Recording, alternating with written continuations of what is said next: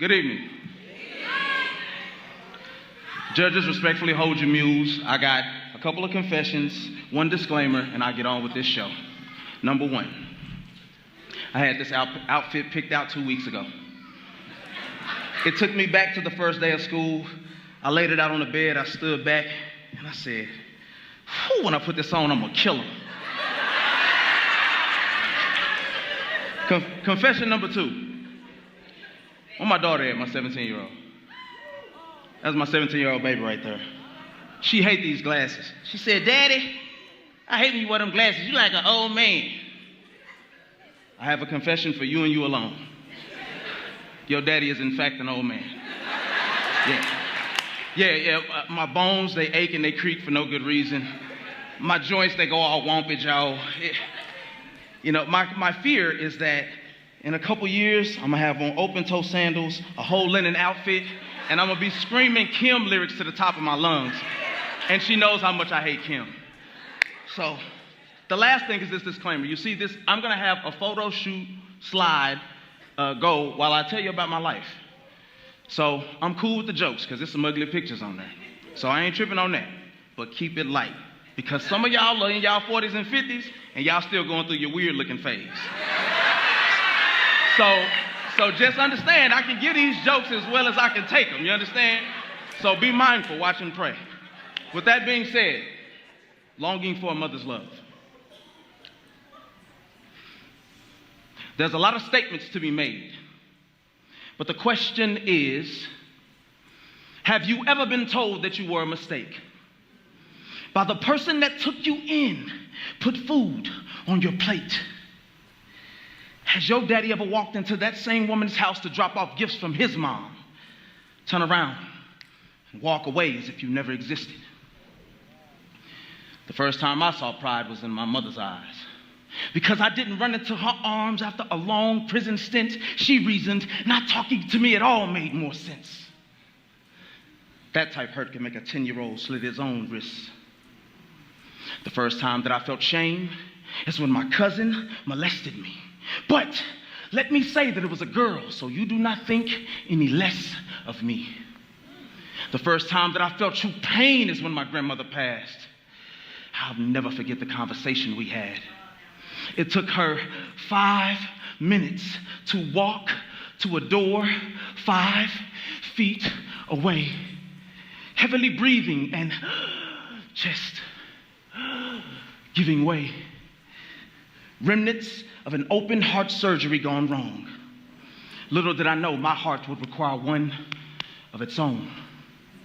And as she labored to breathe, let alone walk, I cried, turning my head to hide the fact that I found Superman's kryptonite, mortality itself. Yet I found selflessness in the same vessel. She mustered her mangled chest to speak. You gotta go back. You gotta finish. You gotta finish for me. Yet me and my God complex said, but I gotta take care of you because no one else can. After all, you taught me everything there is or was about being a man. Wisdom is what I prayed for as a kid when I read about Solomon. But it comes at a cost when you know your people are smoking crack in the bathroom. Oh, they go in one way and they come out smelling another. Pain was the suture bonding my past to my present with all hopes of destroying my future. And religion was my savior, not Jesus, because it taught me to negate nuance. Rigidity was a friend to me, and she was a friend of mine. She used what she knew. Help me out. You lied and cheated. No. You stop right there. You thought this was a grand ensemble. No. You should have spent your little $100 if you wanted to be a part of this here shindig. Got us up here performing like paupers for pennies. But as I was saying, rigidity was a friend to me, Because how can I love my God and my sin? Every broken relationship took a piece of my already fractured heart. I believe the term is called serial monogamous. See, all I ever wanted was my mother's love. I became a father before I knew I was still a boy. I became a man when the adults talked in code and I could still understand. 2 marriages, 2 divorces, and 3 beautiful kids later. That's when I realized that to my own success, I was my biggest hater. Seen as a father figure when all I ever wanted to be was a sibling. Rivalry hits different when you don't care to compete. Am I broken or misunderstood? That is the question.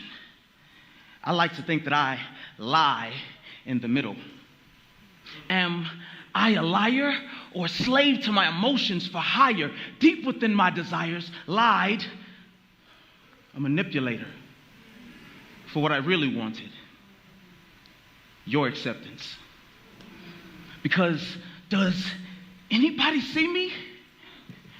Or better yet, does anybody care? The woman who was supposed to be my first love became my first prison visits. Memories I don't care to revisit became failures I continued to solicit. And I won't be before you long, church, but speaking of you solicitors, let me say this. Stop selling Girl Scout cookies for your kids. No, hear me out. Let them do it. Because I will bite, and I mean physically bite, the next one of you who got the cookies for the low and you trapping out the trunk and you harassing us at our places of employment for crying out loud. It's actually quite shameful.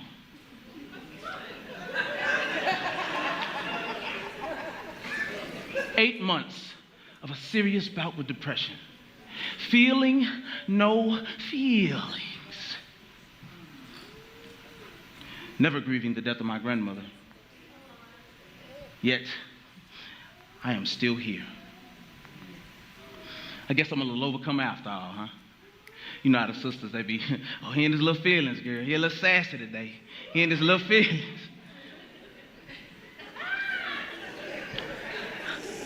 I needed to not have the love of my mother so that God could exchange his for hers. This is the first time that I felt peace. Selah. Whoa. But wait, there's more. I got a little song for you. You want to hear it? Here it go.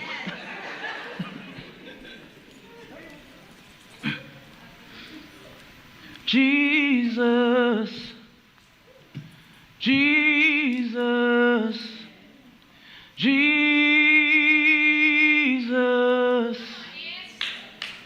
There is something about that name.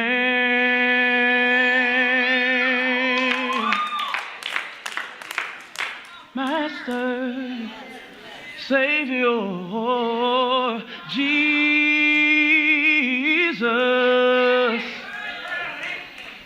like a fragrance after the rain. Ooh, Jesus, Jesus, Jesus, let all heaven and earth proclaim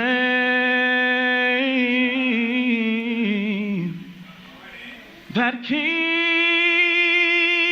and kingdoms shall all pass away, but there's something about that great name.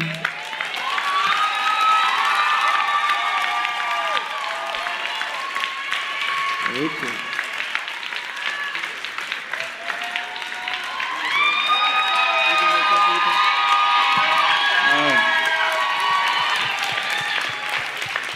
Well, sir,